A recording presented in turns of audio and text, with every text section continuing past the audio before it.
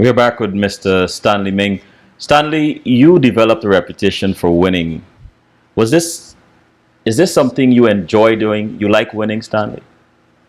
Well, when you say winning, you're talking about when I was racing. Racing, yes, exactly. Well, I think everybody likes to win, Selwyn, whether it's in racing, whether it's in business or whatever. It's only winning to me is to prove that you're good. Hmm. But I've lost on occasions too. I mean, I don't win all the time, obviously. And, I don't get uptight about it because, it's just that's life. You win some, you lose some. Now, When did you first get this taste for speed and winning, Stanley? Well, around what age? when I was uh, Well, I started racing in 1971, but I had the, the need for speed from about age 30. When I used to take my dad's bike and ride it up John Street, which was an unpaved road. So, fiddling around with motorcycles from very young.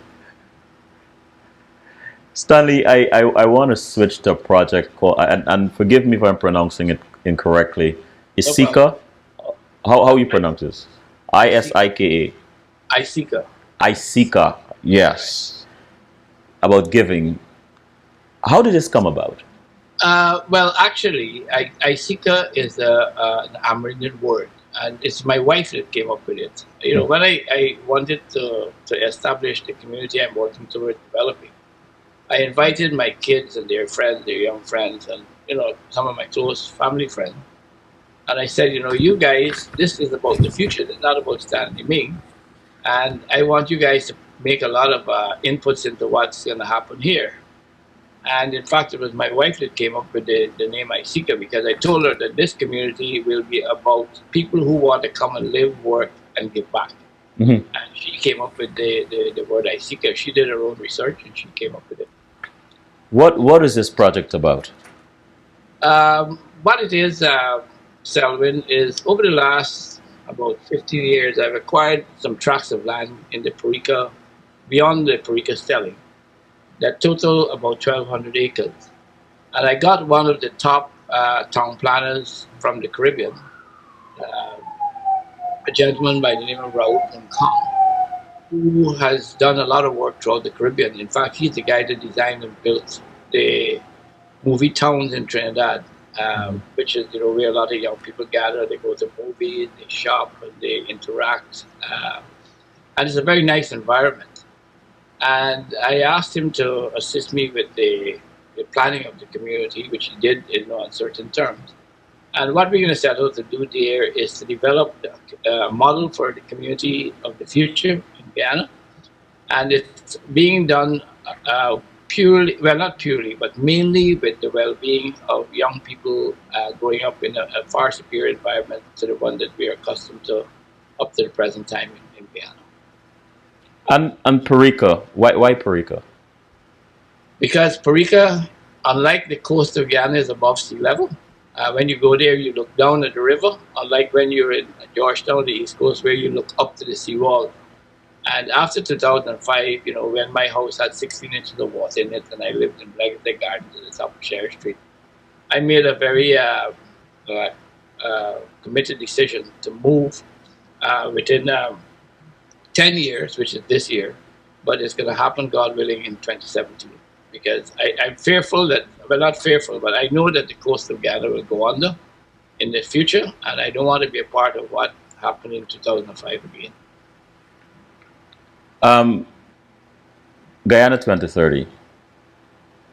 On your website, you laid out Guyana 2030. On your website, you laid out details for this vision of Guyana becoming a modern, prosperous state. How did this come about? How does it evolve, and who are some people behind it? Well, as I said earlier, I had the benefit of very close friends, the Major General retired Joe Oh, Singh, okay. Hmm. Eric Phillips, Sophia Singh, but many others, Bert Carter.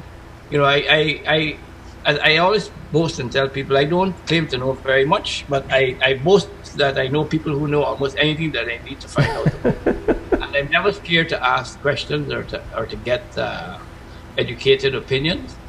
And I spent the better part well, in when I did the first presentation in Guyana 21, which was what Guyana needed to do in it to move into the 21st century, we spent 4 years doing that research, and it was presented to the Guyanese public in 1996. And since then, we have updated all of the work that we did up to then. And what Guyana 2030 is what we should set as our vision for the country by the year 2030. You know, all of the major countries that have developed since the turn of the century, most of them, like Malaysia, to a lesser extent Singapore, because they developed rapidly after independence in 65, and countries like India and China, they all put out very clear plans, which they call Vision 2020, which is what they would like to see their country by the year 2020 achieve in many areas, not just infrastructure, but socially, environmentally, you know, getting a greener economy. And unless you have a plan that, you know, that the Guyanese public or whichever country you're from buy into it, you know, you're not going to succeed. And those plans were done by wide consultation. And that's what we need to do in Guyana. Unlike what we've done within recent times, we had a situation where several years ago, we had the bridges on the East Coast and the East Bank replaced and widened to be more modern. And we put in street lights along the road and stuff like that. And a few years later, which is 2 years ago, all of the street lights were ripped out of the ground, all the water mains, all the telecommunication cables, because suddenly the government decided that they're going to widen the road to 4 lanes. Now, if that was planned and it was a vision, say 15, 20 years ago, when they did the first set of work, they would have known that they would build, you know, a 4-lane road in 5 years' time, and they would have put the lighting and the telecommunications and the water in the right place. But that's what happens when, you know, you don't have a proper plan that is carefully thought out by the people who know and who ought to be consulted. You know, a lot of the decisions here are made unilaterally by politicians who know very little about anything, and that's why we end up with what we have. Is this why you so often advocate public-private partnerships? Well, public-private partnerships is a system, Selwyn, that is used now throughout the world. The United States, Canada, all the modern countries use it because governments don't produce any revenue. As you know, whether you're in the United States, Canada, or wherever, governments do not produce anything. Governments are supposed to take the taxes that people pay from their income or from their businesses and to take care of the lesser privileged, take care of welfare of the elderly, take care of children who are underprivileged and who are physically challenged and stuff like that. And the rest of it is to build modern infrastructure and to pay their salaries. But the unfortunate thing is they seem to think more about paying themselves one way or the other. And very little is left to take care of the other things that they're supposed to be doing. Mm-hmm. And what public-private partnerships do is, rather than the government squandering resources, which is all over the world, it happens, not only in third world countries, is that the modern societies and countries that have progressed, like Singapore, have visions of the country for tranches of maybe 20 years, and they promote it amongst their people because their people are involved in the planning of it, so that it's a total buy-in. So when the time comes to do things, everybody is willing to invest. And you have it now happening rapidly in China and India and other countries that are progressing. And that's what we need, because, you know, what happens in countries like Guyana for the last 20-odd years, we go out with a hat in hand, begging. You know, you want to beg the IDB, beg the CDB. And a lot of the projects that I've shown in Guyana 2030, with the infrastructure that we need to connect up the city with the urban areas and the south, which is going towards Tamari and the east coast, we have the money already in Guyana. It's lying in private banks, $1.7 billion US, that's doing nothing. And the people who have those deposits are earning almost zero interest rates. And if that money is mobilized in public-private partnerships, as has been done in India and many other parts of the world within recent times, Guyanese could get a return of 10%, I calculate, on an annual basis, and you can compound it. So a Guyanese investing $1 million in 5 years can get $620,000 after 5 years in interest alone. And in in 10 years, you will get over $1.4 million in interest alone on $1 million investment, which is higher than anything else you could get anywhere in the world. Stanley, as you make this presentation about Guyana 2030, what's the general reaction you're getting, both from the private and from the political parties? Well, when we did it, when our little group did it, Major General Joe Singh, Supriya, Eric, and myself, and Bert and stuff, we invited a cross section of Guyanese from the business community, all the top bankers in Guyana, all the major business entities in Guyana, and some of the NGOs in Guyana, including people from the University of Guyana, who, like people like Dr. Paloma Mohammed, who is, is a very, very successful individual in her own right. She just won a major award in the Caribbean. And they were able to look at it from an objective perspective. And they said, we needed to chop and change here and there, which we did readily when they showed us the reason why we should change certain aspects of it. And then when we were done, we took a conscious decision that we'll show first the government, then we'll show the opposition parties, then we will put it out into the public, which is what it is now on our website. I tried on several occasions to show the current government. They kept putting me off and said, the president was busy, blah, blah, blah. And we never got to do it. So we took the decision after we didn't succeed there to show it to the opposition parties because we couldn't wait indefinitely. And we showed it to the opposition parties, who sent all of their executives for a matter of information. And at the end of it, they said, it makes a lot of sense. Should we attain government in the future, we would want to look at this in very, very deeply and to see how best we can make it happen. And in fact, the manifesto of the APNU AFC, which is the coalition parties, they have it mentioned in their prospectus for the future. Wow, so Stanley, in that where can people find the presentation? What is your website? It's Guyana2030.com, and what happened is that I did the presentation after I showed it to the political parties and the private sector entities and the NGOs.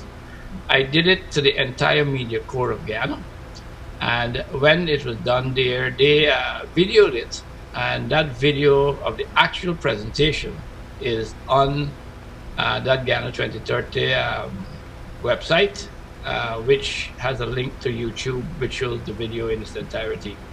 And also what we did is that we scanned all of the studies, and they are numerous, which is what the presentation was done around. It wasn't a case that Stanley Ming and Joe Singh and Eric Phillips and Sophia and Bert Carter sat down and dreamed this. We researched studies that were done for Guyana starting back in the 1950s all the way down to currently. Stanley, can you give us maybe an example or two of some of the findings that are in this presentation? Well, the most important one, Selwyn, is the study that was commissioned by the current government back in the year 2000. And it was presented to the government in 2003, if I remember exactly. It was a study that was done by a German, funded by the German government to look at building a new and modern city in Guyana, and in a location that was ideally suited. And they came up with a location that is within regions 3, region 7, and region 10. It's an area, if you can just imagine, surrounding Bartica with a radius of about, I would say, about 15 miles. It encompasses about 1,200 square miles, which for information, it's an area of about 1,600 square miles, which, to give you an example, is about 5.8 times the size of Singapore. And in the case of Guyana, where we have a population of less than 1 million people, Singapore, as you may know, has a population of 5-point-something million, I think. No, it's 7.4 million. Oh, they're gone up? Wow. 7.4 million, yeah. And that area has all the resources you need to build a modern city. It has, to give you an example, the people in Bartica get their water from a pipe which is in the confluence of the the Mazaruni and Cuyuni River, where they have a 6-inch pipe that sucks the water up, treats it, and pumps it out.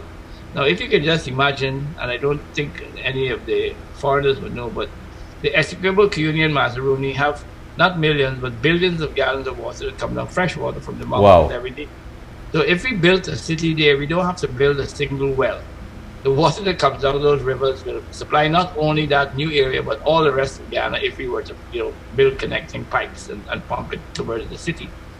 And it also has an unlimited supply of sand in that area. All the stone that comes to Georgetown and all over Ghana to build city fences, roads, buildings, whatever, come from right there. And the timber that we use, the majority of it comes from right there. So you've got water, you've got timber, you've got sand, you've got stone, and it's all above sea level. So those are major attributes of the area. And Ghana needs to look seriously at starting to move towards the south, because as I said, it's not a question of if, it's a question of when the coast of Ghana will go under. Can it facilitate a new airport or? Well, in the Ghana 2030 plan, we talked about all of that. In fact, the present airport that is being extended, if Ghana really started to develop, will be not adequate in less than 10 years. It will be totally inadequate. And that's what I said about lacking vision. If we were serious about the vision of Ghana's future, we got to look at what do we need to do in 20 years' time. And the other thing about the Essequibo that I failed to mention, which you talked to me about earlier, Guyana on the Essequibo River alone, which is a freshwater river, it's not connected to the ocean until you get way out to the mouth, which is over 20 miles wide, as you know. It's freshwater. The people that live along the river of the Essequibo, they don't bathe in bathrooms, they bathe in the river because it's so much superior in terms of the way the water feels.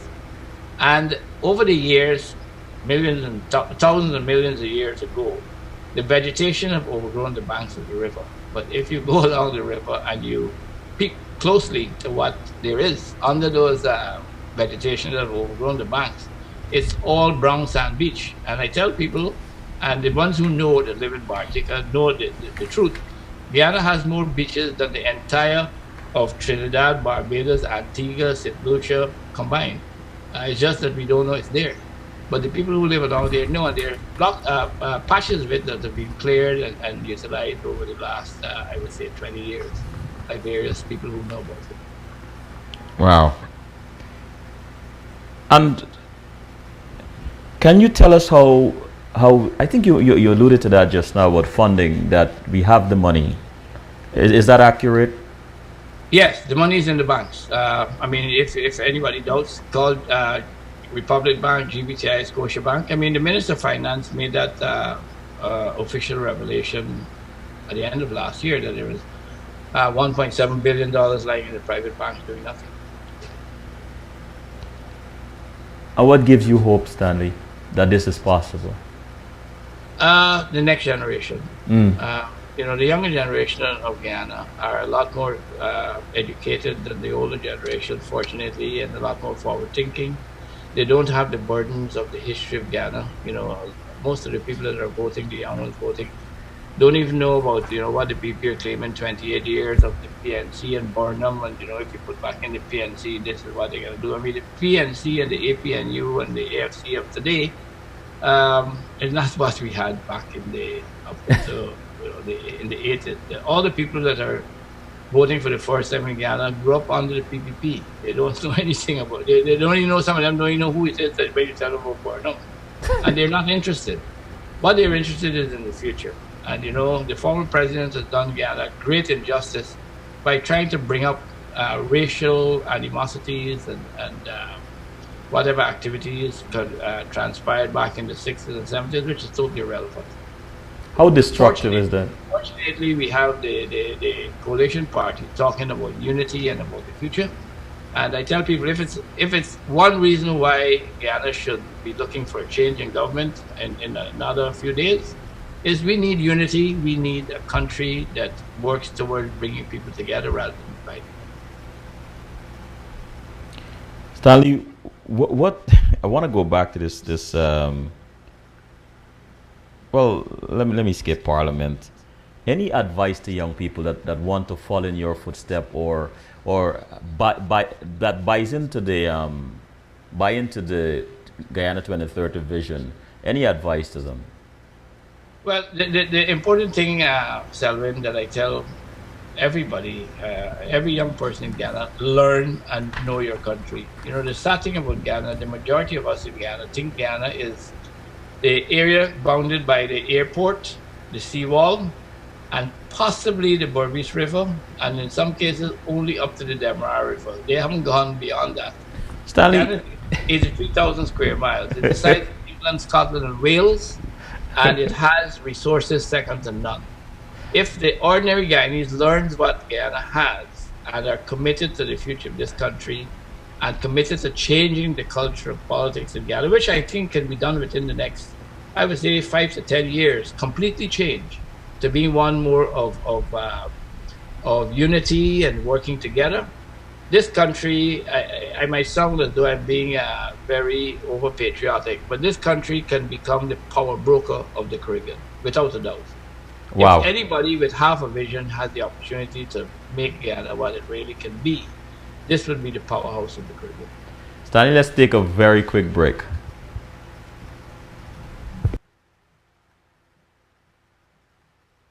We are back with Mr. Stanley Ming. Stanley, we are coming to a close. So I'm going to ask you a few, well, I guess personal question. When are you most happy, Stanley? In my hammock with my headphones on, listening to music. And Stanley, look, I know you travel all over the place and you love Guyana. But if you had an opportunity to pick a favorite place, relax with a book, something to drink that you really like, and music, where would this place be? And Uh, what will you be reading? What drink will you be drinking? And what will you be listening to?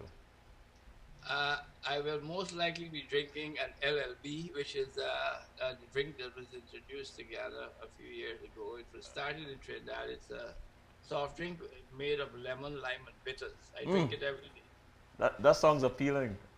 Yeah, it's a very nice drink. It's Angostura bitters with lemon and lime, Oh, shucks. and it's very LLB. popular in Guyana. And my favorite place that I would want to be is I have a jamun tree at the site at Isika, Uh huh. where we put a hammock and you hear the sound of the water because the jamun tree is right over the bank of Oh the God. and that is the most peaceful environment. You can hear yourself think to yourself. Oh man. That's my favorite place. And in terms of reading, I love reading stuff about the successes in countries like Singapore and the commitment that the people have made about their country and the commitment that the leaders of, well, he just died recently, Lee Kuan Yew, Yes. which was a country that in 1965 got independence. We were independent in 66. And to give you an idea, because I had it here, I was looking at it, I know we would have talked about it. The per capita of Singapore in 1966, Uh when huh. we got independence, was $566, and we were 348. And in 2012, Guyana was 3,584, and Singapore was 54,050 times Woo. Guyana. Now, you just extrapolate that and see what progress they made. Now, obviously, money is not the only thing, but Singapore is one of the safest, if not the safest country in the world. The other thing that Guyanese have got to realize that if we are serious about the future, with 700,000 people, we can't develop Guyana with the resources and the land area we have. We have to think about economic migrant coming from the Caribbean, getting back some of our not sorry, our people from the diaspora. But to do that, we have to have a vision for the future which ensures security, Mm-hmm. peace of mind, and opportunities for the children of the future. If we continue down the road we're going, Guyana is not going to succeed and it's going to become worse. Stanley, what do you do on your days off, if there is such a thing? Oh yeah, yeah. I don't. As I said, Selwyn, a lot of my time now I spend doing things that are not directly related to my business. Mm-hmm. Um, I love to go, now that my four children are in the US studying. My wife and I go to see them every month.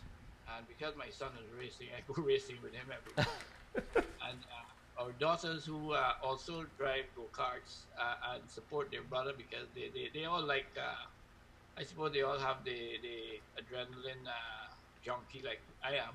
Yeah. And I remember when my second daughter graduated a couple of years ago, she called me and said, "Dad, you got to come with me and celebrate." So I said, "Okay, book the restaurant and tell me, when we're going."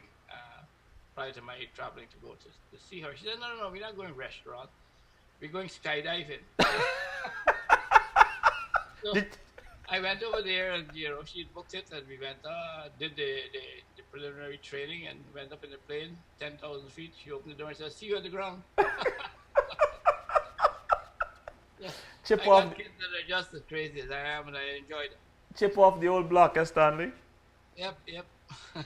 If you had a chance to go back in time, what would you tell 15-year-old Stanley? um, I am a compulsive reader.